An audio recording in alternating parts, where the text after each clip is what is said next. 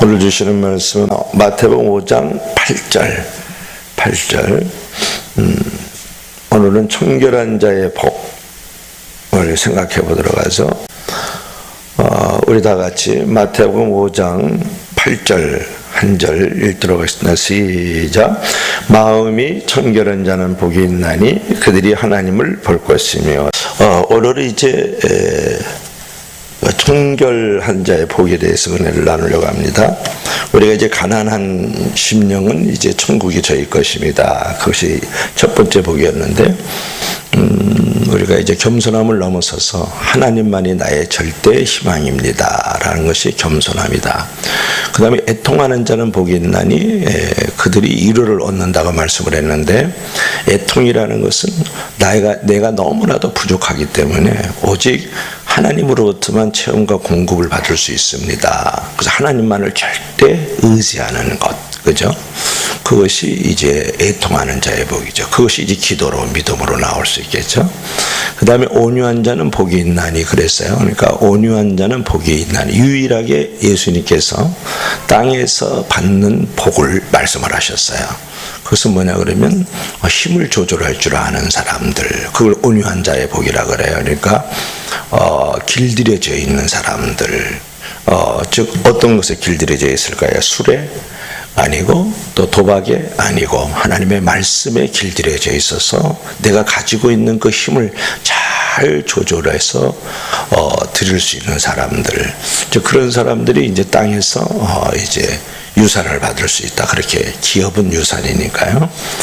받는다 그랬고, 또 그 다음에 뭐라 그랬어요? 의에 줄이고 이제 목마른 자는 복이 있다라고 말씀을 했는데, 의에 줄이고 목말라야 돼요. 그죠? 우리가 의에 줄이고 목말라야 된다. 그러니까 하나님과 이웃과의 관계가 이제 관계가 이렇게 올바른 사람들. 그러니까 그런 부분에 대해서 하나님에 대해서 너무 갈망하고, 하나님에서 이제 갈망하면서 그 올바르게 살아가고자 하는 그런 갈망함 속을 가졌을 때에 그런 사람들이 정말 마음에 부유함을 얻을 수 있다. 이제 그런 부분을 이제 생각해 보았죠.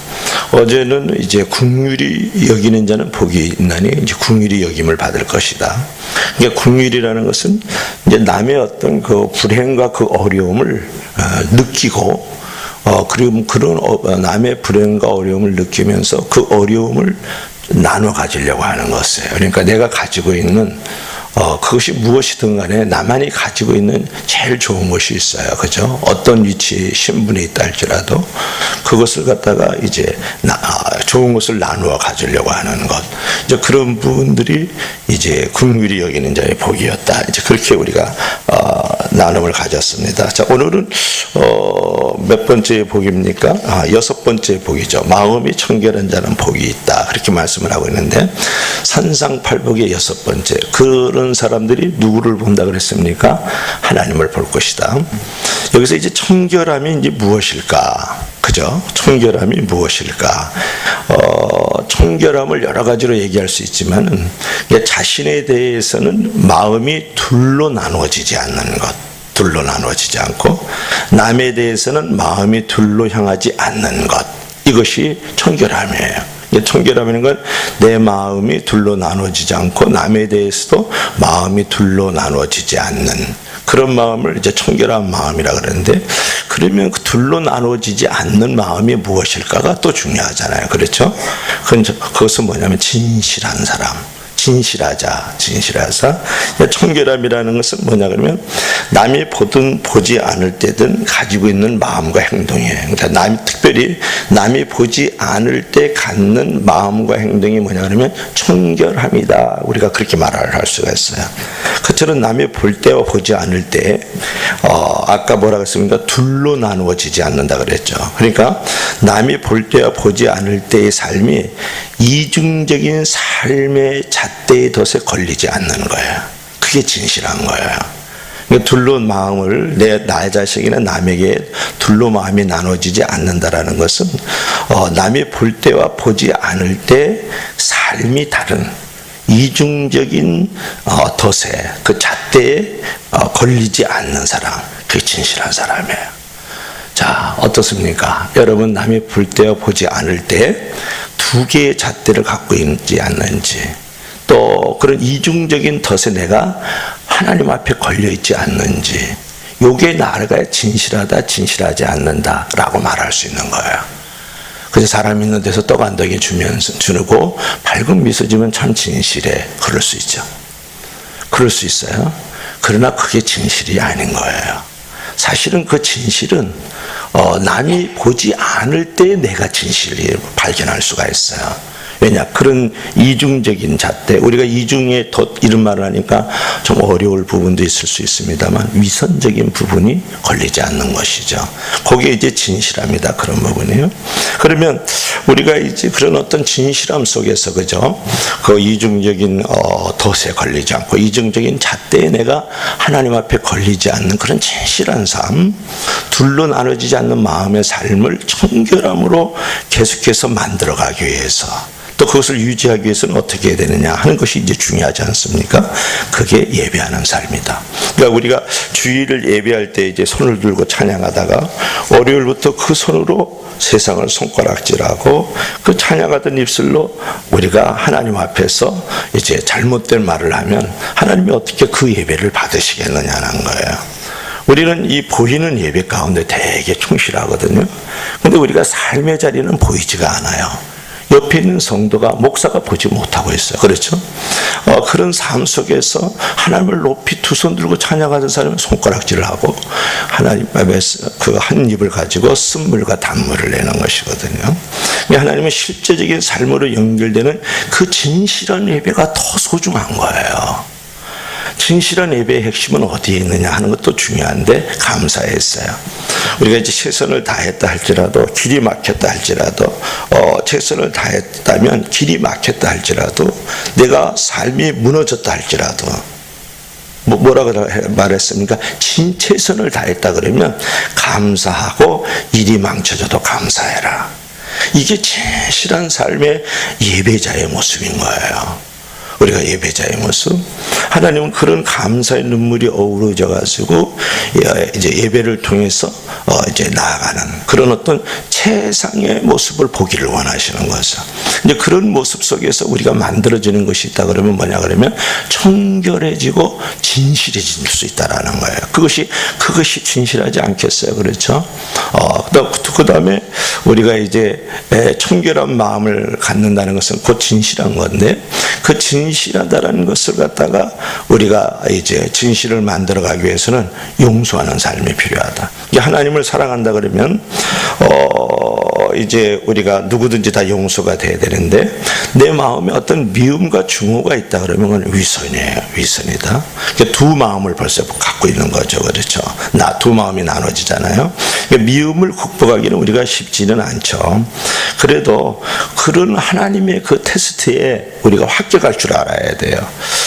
내 마음속에 어떤 옆집에 있는 또는 우리 성도들 가운데 어떤 미움과 증오가 있어요. 그렇죠? 꼭 그러한 미움과 증오만 있는 건 아니에요. 어떤 정치인들, 어떤 기관들, 그죠? 그런 부분에 대해서 엄청나게 많은 사람들이 미움과 증오가 있습니다.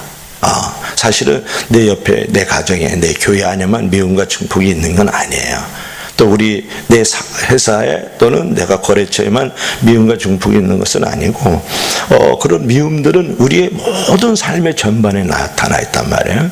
이제 그런 부분들을 이제 용서하지 않으면 내가 파괴가 돼요. 그래서 내가 가지고 있는 공동체도 이제 파괴가 되고, 결국은 용서를 하지 않는다는 것은 그 용서하지 않는 것에 묶여 있는 거예요. 노예예요, 노예.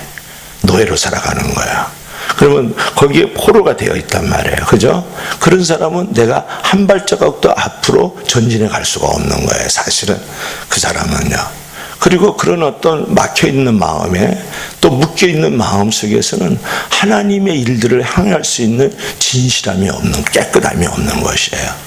그렇지 않습니까? 내가 그런 어떤 미움과 증오가 있는 찬양을 하고 애들을 가르치고 있고, 혹시 밥을 짓고 있고 또 안내를 하고 있다고 생각해 봅시다. 그건 하나님 앞에 드리는 건 아니에요. 그런 미움과 증오는 말이죠. 그런 부분에서 우리가 미움은 모든 것을 이제 파괴를 하는데, 마음만 파괴할까요? 공동체만 파괴할까요? 미움은 관절염, 디스크, 위장병 혹시 가지고 있는 분들은 미움과 증오가 있다고 봐야 돼. 그러니까 우리가 미움을 극복하고 용서를 다짐해야 그때부터 은혜의 장도 열리고 형통의 장도 열리고 평안과 축복의 장이 열리기 시작을 해요. 이제 그런 의미에서 우리가 이제 용서를 할 줄 알아요. 그것이 진실한 삶이고 그 진실 넘어서 그 안에 청결함이 있는 삶이다. 그런 부분이죠. 그 다음에 우리가 이제 청결한 삶을 이루어주기 위해서는 진실해야 되는데, 진실한 삶을 살기 위해서는 이제 녹아지는 삶을 살아야 되겠다. 우리가 가끔 보면 어떤 사람은 이제 깨끗하게 살겠다고 이제 분리주의라 그래요. 그걸 갖다 분리주의. 세상과 이제 나를 분리해가지고 수도원 같은 데 들어가고 기도원 같은 데 들어가서 살거든요. 이게 제일 쉬워요.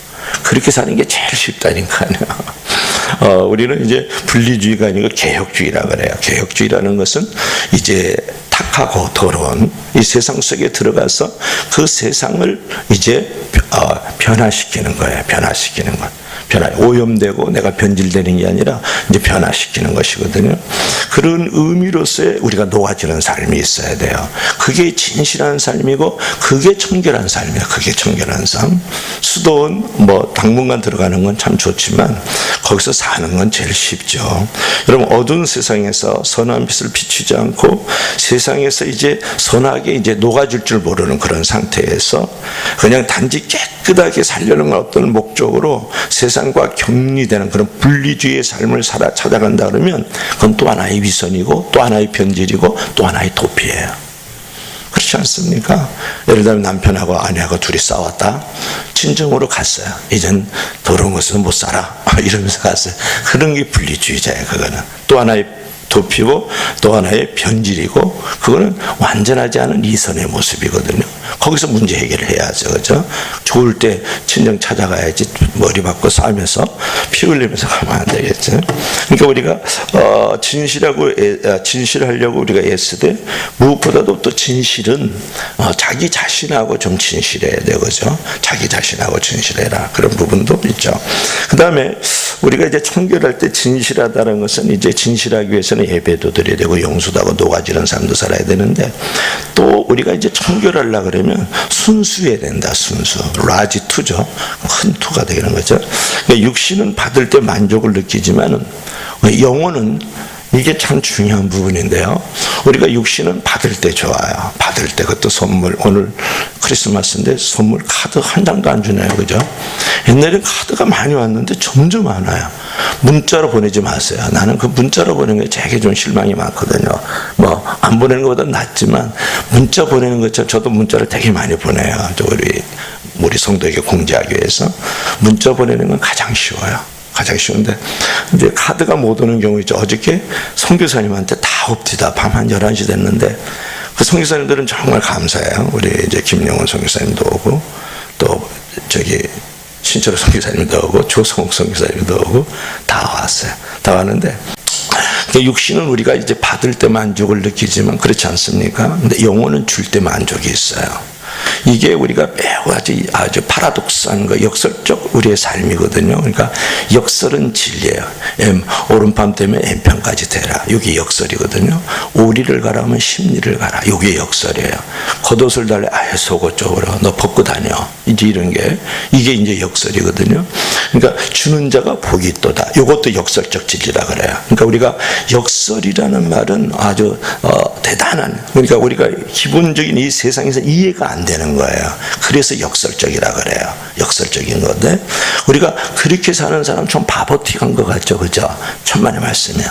그렇게 사는 사람이 만족이 있다는 거 아세요? 그렇게 사는 사람이 행복한 걸 어떻게 해요? 그 만족이라는 것은 육신적으로는 받을 때 만족이 있지만 우리의 영혼은 줄 때 만족이 있다니까요. 줄 때 행복하다니까. 이게 이거는 비례하는 거예요. 비례를 한단 말이에요. 그러니까 우리가 그런 삶을 살도록 우리가 콜링이 됐고 그런 삶을 살도록 우리가 빚어졌어요. 우리는 빚어졌어요. 그러니까 하나님의 생기가 우리 가운데 들어오거든요.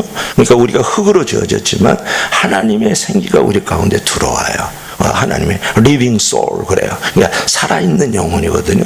우리의 영혼은 줄 때 만족이 있는 거예요. 줄 때 하나님이 당신이 주셨거든요. 그래서 우리가 헌신이 없는 만족은 사실 없어요.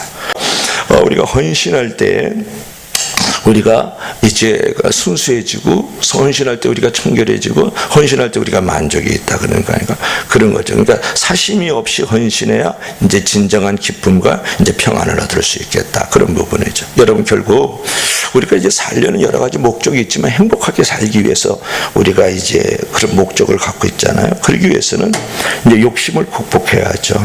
그러니까 하나님의 영광과 많은 사람들의 어떤 눈물을 닦아주겠다는 그런 거룩한 욕심을 우리가 가지되, 우리가 세상적인 욕심은 버리고 거룩한 욕심, 그러니까 우리가 욕심이 없으면 성공하지 못할 것 같지만 나중에 보면 마지막은 다 욕심이 없이 순수하게 사는 사람들이 더욱더 성실하고 성공의 삶을 살아가고, 그런 사람이 결국은 무엇입니까?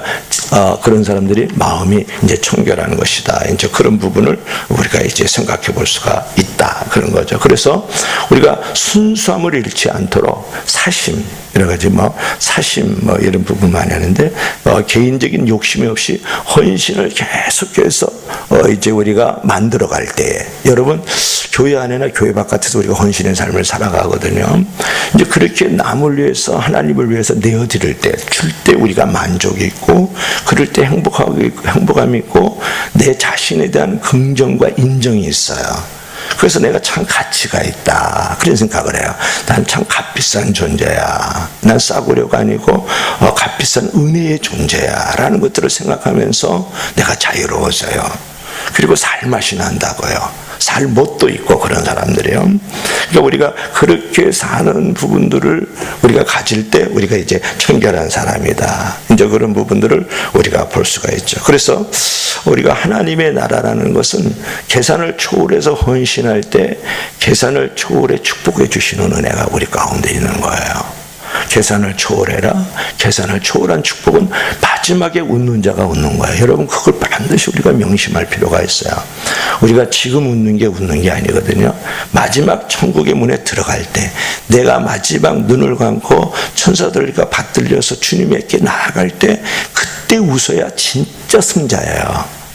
여기서 승부가 이미 갈려있는 게 아니라, 여기서 집사님 잘 나가네, 나는 뭐야, 그런 거 아니야. 옆집 목사 잘 나가네, 목사는 장만동 목사는 뭐 하고 있는 거, 절대 거기에 승부 갈려있는 게 아니에요. 마지막에 우리가 승부가 갈리는 거예요. 죽을 때, 또 주님 앞에 섰을 때 우리가 거기서 웃어야 돼요. 거기서 내가 어떤 모습으로 서 있느냐가 승부에 갈려 있거든요. 그러니까 계산을 초월해서 헌신하는 그런 어떤 순수성. 그러니까 어린 아이들을 보고 예수께서 말씀하셔서 저런 애들이 하늘나라가 저희들의 것이다. 그것은 여러 가지로 어린아이는 단점과 강점이 있어요. 근데 강점 가운데 하나가 뭐냐면 어린아이들은 순수하다는 거예요. 순수성이 있어요. 그러니까 그런 어떤 순수성을 가지고 있는 것이 청결함이 아니에요. 그런 사람들이 하나님의 나라를 볼 수 있고, 하나님의 나라가 거기서 만들어져요. 그럴 때 주님께서 나를, 하나님의 나라라는 것은 누군가 나라기 때문에 지배하고 통치하는 거잖아요. 그러니까 주님이 나에게 오셔서 나를 지배하고 통치해 주신다고요. 아주 계산을 초월해서 헌신하는 순수성이 있을 때, 그때 주님이 나를 지배하고 통치하는 거예요. 그런데 보세요, 거래를 해요. 계산이 있어요. 그럼 누가 주인공이에요? 내가 주인공이지. 그래서 내가 참 불안한 거예요. 그래서 내가 불행한 거라고요. 사람 보면 알아요. 당신들도 알지 않습니까? 보면 거래를 하고 있고 계산하고 있다고요. 하나님 앞에나 우리 성도와 교회 입장에서요, 그런 자의 마음속에 뭐가 있어요? 내가 중심이죠. 내가 자기 우상인 거예요. 내가 하나님인 거예요. 거래를 내가 하고 있으니까. 그런 자는 늘 불안해요. 또 그런 사람은 불행하다고요. 왜냐 그러면 사람에게 사실은 칭찬을 받고 사람에게 묶여 있어서 그런 거예요. 그래서 우리가 계산 없이 초월해서 하나님 이제 순수함을 가질 때 하나님의 나라를 볼 수도 있고, 하나님의 나라가 내 안에 이제 이루어질 수 있다라는 부분이죠. 이제 그런 부분을 가질 때 우리가 내 마음 가운데 뭐가 있습니까? 이제 순수함이 있다라는 부분들을 우리가 잊어서는 아니 되겠다. 이제 그런 것이죠. 하나 더 얘기를 한다 그러면 마지막으로는 초심을 잊어버리면 안 돼요. 우리가 이제 그 하나님 앞에 청결함을 가지지 못하는 것 중에 하나가 뭐냐 그러면 잘 나가면 전락해요. 요게 이제 참 문제거든요. 세상 사람들은 이제 잘 나갈 때 평범할 때 괜찮았는데 비범해지면 이 사람이 망가지는 거예요. 없을 때 참 괜찮은 사람이었는데 있고 나니까 사람이 무너져 버리고 말아요. 그래서 잘 나가면 꼭 전락하는 길로 빠져나가는 것들이 이제 말하자면 세상 사람들이거든요. 그러니까 우리가 삶의 자리에서 성공의 신화를 경계해야 돼요. 여러분 이제 뭐 내가 이제 권력의 기관에 뭐 국회의원이 됐다든지 또는 뭐 CEO가 됐다든지 또 어떤 부분에 뭐 어떤 부분은 뭐 그 보험 그런 거 해가지고 이제 성공 신화도 한 사람들도 막 나오곤 하는데, 자 그들의 그 뒷면을 보면요, 참으로 차라리 그 자리에 없었으면 좋았을 걸. 그것만 그냥 같이 차라리 이걸 쌓지 않았으면 좋았을 것이는데 결국은 그 잘 나간 것 때문에 인생이 전락하는 길로 빠지거든요. 그러니까 힘이 있는 것으로 몰리지 말고 힘이 있는 것으로 몰리지 말아야 돼요. 그러니까 세상은 힘이 있는 것으로 다 몰리는 거예요. 그런데 내 힘이 필요한 것으로, 내 힘이 절실한 것으로 찾아갈 줄 아는 것이 이게 초심을 잃지 않는 거예요. 참 우리가 이 부분을 많이 놓치거든요. 많은 사람은 힘이 있는 곳에 다 몰려요. 우리는 내 힘이 필요로 하고 내 힘을 정말 절실하게 찾는 것으로는 몰리지 않는단 말이에요. 내가 찾지 않는단 말이에요. 이게 인간의 이제 전락하는 길로 들어가는 거예요. 힘이 있는 곳으로 가려고 그러고 힘을 가지려고 그러고, 힘을 가져도 뭐라고 했습니까? 온유해야 되거든요. 조절을 잘 해줘야 되거든요. 근데 우리가 그렇지를 못하잖아요.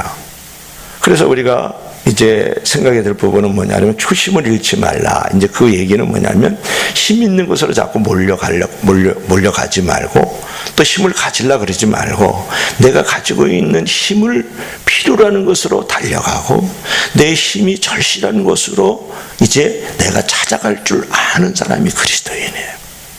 이게 정말 인생의 지혜로운 자거든요.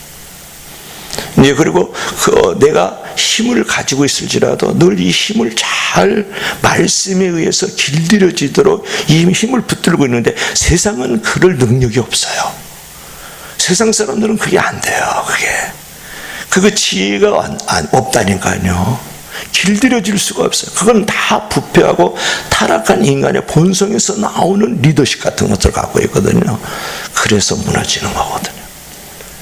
그래서 여러분들은 우리가 이제 내 힘이 필요한 곳에 이제 찾아가고 나의 힘이 절실한 곳에 나를 내어줄 줄 아는 그런 리더십이 되는 것이 정말 인물이에요. 그게 거물이거든요. 영적 거물이거든요. 그래서 그런 사람이 올바른 하나님의 그 정지 신호와 하나님이 출발하는 신호를 잘 갖고 있는 거예요. 그게. 그래서 우리가 이제 결국 초심을 잘 회복하고 욕심을 버리면 이제 좋다. 이제 그런 부분이죠. 그랬을 때 우리가 이제 여러 가지로 얘기를 많이 하는데 그런 부분들을 가질 때 내 눈이 비늘이 벗겨지는 거예요. 내 마음의 욕심이 비늘이 벗겨지면서 누가 보일까요? 하나님이 보이세요. 그래서 이제 청결한 자는 저가 이제 복이 있나니 누구를 본다고요? 하나님을 거기서 보는 거예요. 그런 청결하지 않고 더러운 심령으로 예배 자리에 들어오면 하나님도 못 만나고 하나님도 보지 못해요. 하나님의 음성 사실 안 들려요. 안 듣고 있는 겁니다. 그런 거 아니겠어요? 하나님의 음성을 듣는 하나님을 보는 건데요. 그런 마음을 가지고 종교적인 이제 형식적인 그런 신자로서 이 예배 자리에 앉아 있은들 무슨 의미가 있단 말이에요. 무슨 그 예배가 무슨 소용이 있겠어요? 그렇지 않습니까? 그래서 그런 부분으로 이제 청결함을 가져라 그랬어요. 그래서 오늘 이제 여러분들에게 드렸던 말씀 뭐였죠? 이제 청결함이니까 여러분이 오늘 이 새벽에 이제 기도해야 될 것은 뭐냐면 진실하게 하소서. 그래서 내가 마음이 둘로 나눠지지 않는 것. 그 다음에 진실하게 하소서. 그리고 예배하는 자가 되고 용서하는 자가 되고 녹아지는 자가 되고 순수한 자가 되게 하소서. 이렇게 기도하시고요. 그 다음에 초심을 잃지 말고 늘 하나님과 늘 함께 커뮤니케이션을 하면서 청결함을 만들어가서 늘 하나님을 볼 수 있는 그런 존재가 되게 하소서. 여러분 이렇게 기도할 수 있기를 바랍니다. 기도합시다.